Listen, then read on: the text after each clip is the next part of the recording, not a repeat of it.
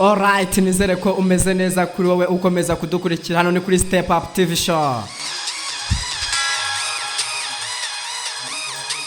Waramutse ute? Nizere ko waramutse neza. Icyumweru cyawe mbese cyagenze gute? Ni DJ Andy mbanje ngo ngufashe kwinjira muri weekend ni Step Up News. Nizere ko waramutse neza aho udukurikiye uri hose. This is a Step Up News. Katukubwire ngo subscribe, share na comment dukomeze twibanire. Hano ni kuri Step Up, Step Up, Step Up my fan.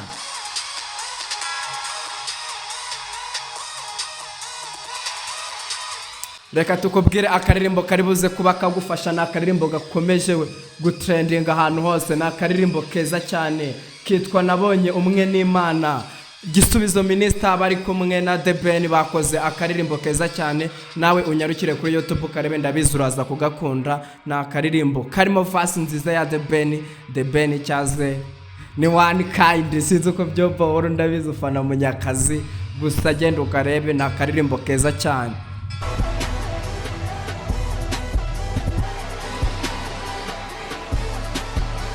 Okay, mu minsi mike ishize n'uwo bita Vex Prince nibwo yasohoye indirimbo nca yise Wahara, yasubiranyemo na Kowa MGN. Uyu no munyamerika ukomeje gutera imbere umunsi ku wundi, no munyamerika w'umunyabigwi, arakomeye mu muziki wa Amerika, mwite Kowa MGN.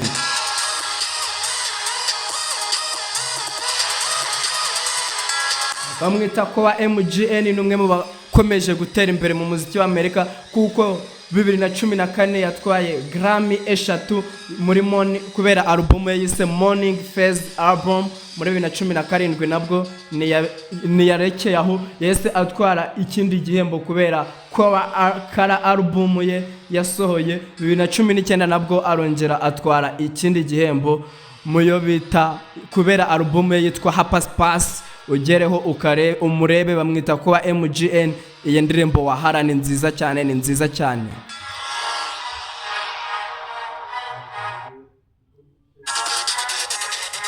Bamwita Seburi kwa sinzi uko kumufata. Seburi kwa gusa no muri legend no munyabigwi, akaba agiye kuzuza imyaka 30 aribwo azamurikana filime ye irangira yise WhatsApp.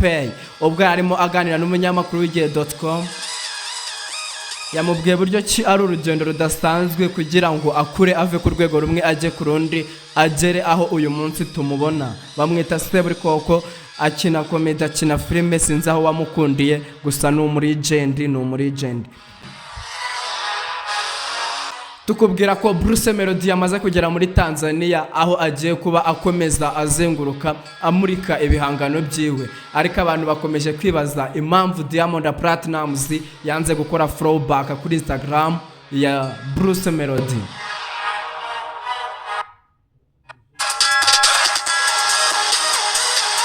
Ariko icyo nakubwira, gukora throwback ni ibintu bisaba igihe, ariko abantu bakomeza kwibaza impamvu Diamond adakorera throwback Bruce Melody. Impamvu nta yindi nuko nta mubano wundi usibye akazi kabahuje Bruce Melody afitanye na Diamond niyo bireba. Tukubwira yuko Diamond akaba aflowinga The Ben, akaba aflowinga niyo Bosco, ariko yanze gukorera throwback Bruce Melody. Sinzi uko byumva, gusa munyakazi 001 akomeje kuzamura umuziki nyarwanda, ava ku rwego rumwe ajya ku rundi. Nubwo Davis D arimo ababaga, Davis D akomeje kubaga abantu, we nago nza kumugarukaho uyu munsi, ndaza kumugwa mu makuru yaranze icyumweru hano kuri Step Up News.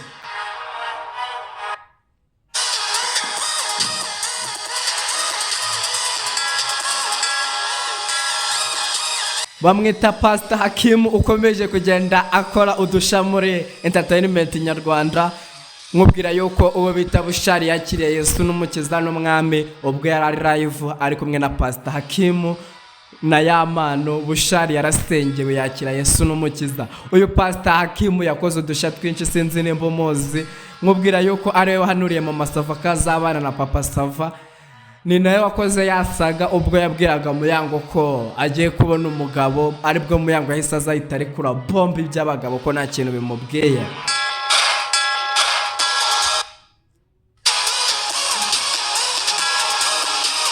Bayita Kavu Music, ubwo Chaka Fera yararimo aganira n'abanyamakuru bo kwisi bo muri The Choice.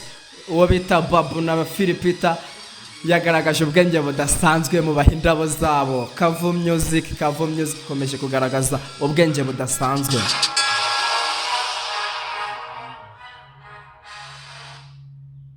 Ubwo Chaka yabazwaga uburyo ki bishurwa na Zeo Trap, bamubashije mbese ko bakora stage bakaza gusapotinga Zeo Trap, mbese ajya abaha ku mafaranga. Baravuga ati turi genge, nimba umuhungu wacu agiye mu bye tuba tugomba kuba turi kumwe nawe turimo tumusapotinga. Niyo mpamvu ari genge ikomeje gukomera. Ubwo noneho icyabaye agasha n'igihe bamubajije kuri Ishkevin ubwo yatangaje yuko move Zeo Trap ariho uyu munsi Ishkevin yamaze kuzirenga. Chaka we yabihakanye, yavuze ati reka ati move Zeo Trap yaciyemo ntabwo Ishkevin yigeze azicamo. Gusa njye ndakubwira ngo Ishkevin no munyabigwi sinzi uko ubyumva, gusa Ishkevin ararenze.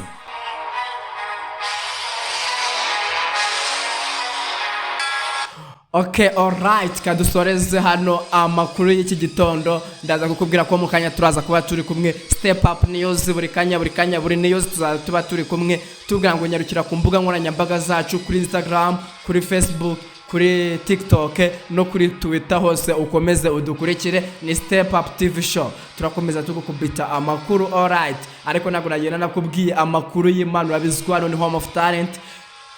N'umuhanzi wibwe amafaranga, n'umwana muto ukizamuka, ariko tukubwira yuko yibwe amafaranga n'umuntu wari wariyise bushali ku mbuga nkoranyambaga.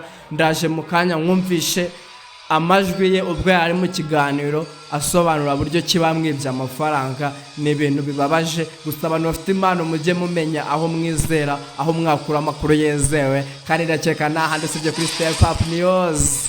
Ni DJ and Shop of Sode nkubwira ngo uwa gatanu mwiza tuze guhura mu kanya. Step up my fan. Cyangwa barakuriye uduceri. Ntawe ndi uduceri. Ahubwo navuga ko umusikama ninde wagusikamye? Yisuva ngo ndi bushali, umuntu igapostinga na nimero kuri Facebook. Mfatanye ndamuhamagara ndavuga ndi bushali, aramfashije karabaye. Umuntu iganamuhamagara buri munsi. Ambi ati witwa nde, nitwa gutya, umuziki witwa nde Silence, utuye nkamubwira okay nese ufite impano kumuhanzi ndayifite, wandirimbiyeho ndamurimbira ati mva atufite tara bya dari, ndamutangaje ndavuga ni bushali, ndamukomye tari nazamu. None se sound umvaga ari bushali cyangwa bajya kuvuga bushali wa nyawe? We mari bone ngo hajye ubwo se umuntu wawe ndamwigana. Ya n'umuntu mwigana nyine to ni nka business yakoze. We umwango yafunguye account kuri Facebook. Yita bushali official. Bushali official. Agerageza gushishura sound ya bushali. Iyo umuntu warampamagaye yajyana na post nyine ngo hari ngo rebo twafungiwe turusha gufasha impano zikizamuka, ngo harimo akambwa na hanzi ngo Zeo Trap nibwo yashaka kuzamukana. Ko harimo ngo ba Zeo Trap akambwira n'izina babagamo ibyari bo nyine. Yego. Okay, numva nibyo nakuva nijwe umva ni bushali. Wamuhaye amafaranga? Ntabwo ni menshi. Ariko warayamuhaye. Nimero ye turayifite ngo tumuhamagara akakanya twumve ko utari kutubeshya. Papa cyangwa afite nimero bita Siba. Wowe warayisiriye. Niba ni ibintu Reka duhe ikaze ku bantu mwese mwifuza gukorerwa serivisi zitandukanye, yaba izigendanye no gufungurirwa YouTube channel, gukorerwa amakarita, ibyapa byamamaza, flyer na za video zamamaza, maze business yawe ukaba wayamamaza mu buryo bw'amashusho ndetse n'amajwi. Si ibyo gusa, ku bakeneye amafoto y'ubwoko bwose, yaba wedding, event, party and a birthday or entertainment with Kevin a photographer, you can contact us on 0788773185, and even you can follow us on our social media. Kevin a photographer, online service, make more than one with us.